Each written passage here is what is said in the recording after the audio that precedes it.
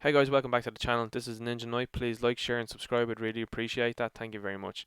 So, late last night, news broke that Target were going to have some exclusive today, and this draws, I suppose, the ire of people that are international fans because the fact that Target are getting exclusive, which means it's a USA exclusive, which means it's going to be very difficult to track down and get, comes Leadfoot. So Leadfoot was a character from Transformers: Dark of the Moon. He was one of the wreckers. He seemed to be the kind of unspoken leader of the wreckers, really.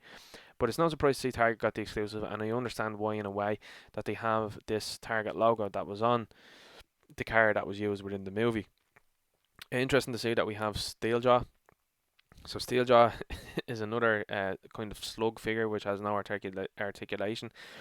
We've gotten him, we've gotten Brains, we've gotten Wheelie, and we've gotten Scorponok, and we still haven't got Frenzy, which is which is mad in itself because Frenzy was such a big player in the first movie, uh, and that's just it's an unusual situation that all these characters have come before Frenzy.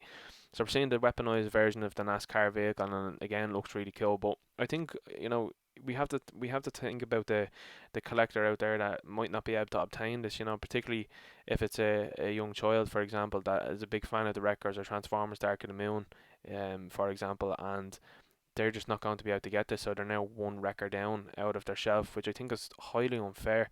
I know that this line is more directed towards collectors, and I think Hasbro kind of misunderstand that this character played a pivotal role in certainly Dark of the Moon, and definitely then in the next one, in Transformers: Age of Extinction, because it was one of the ones that, one of the scenes where Optimus Prime really lost it, and his faith in humanity was really drained when they seen the death of Leadfoot.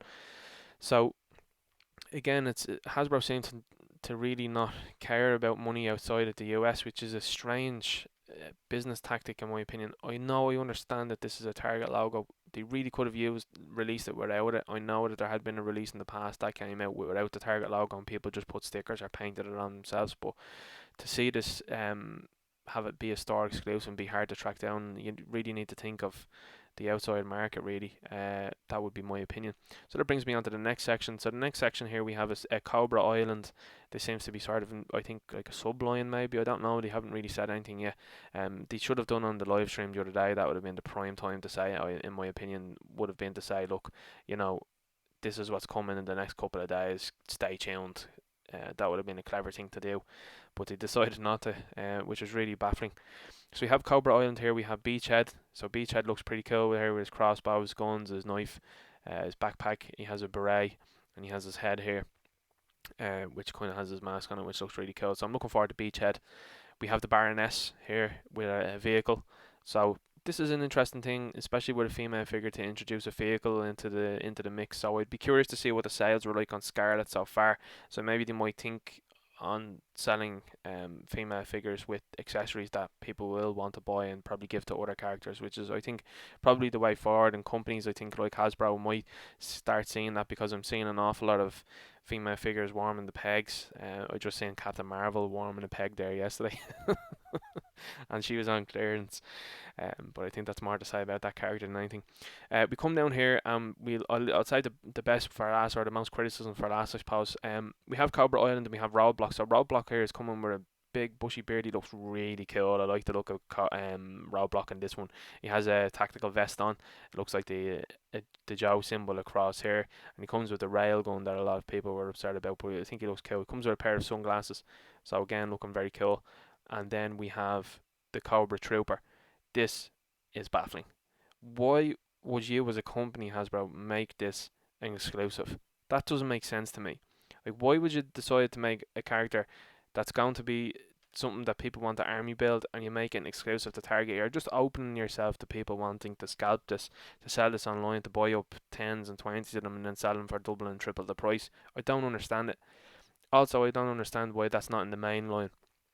Cobra Trooper was something people were asking for. I mean, look at the accessories that's coming with it as well too. There's plenty of accessories coming with it. It's a Cobra Trooper that's going to be an army builder for people, and you decide to make it a Target, what seems to be a Target exclusive. I do not for the life of me understand that. So this means that this army builder is not going to come to regular retail, particularly in international markets, which is an absolutely baffling decision. I really don't understand who makes these decisions at Hasbro. First of all, they locked down Hasbro Pulse. Originally, you could order figures from Hasbro Pulse, if you had the USA address, but you had a card from outside the USA, which was fine. they locked it down and out to lock out cards from outside the USA. It's like Hasbro don't like money, and I mean, I think what they're gonna misunderstand is this is a couple of waves into a new line that people are already internationally finding hard to get. This hasn't landed in Ireland whatsoever, so like what's the draw for people to collect these lines anymore when other places have them months in advance, or either these waves don't come to Ireland or don't come to other countries in the slightest at all. It's a very strange business practice in my opinion. I mean, why would you not just release this everywhere and milk the sales? I know this is a figure that's kind of been out before, but these are three brand new figures essentially, and you're limiting the amount of people and who can get them. It's a strange decision, and I really don't know who makes these decisions at Hasbro, because it's been a consistent problem over the years. It has gotten better. There are sites that get these exclusives, but I mean, there's some sites that I wouldn't want to frequent. I wouldn't want to purchase from. I wouldn't want to give the business, and yet Hasbro sees it fit to give these sites the business constantly. It's a very strange thing to do.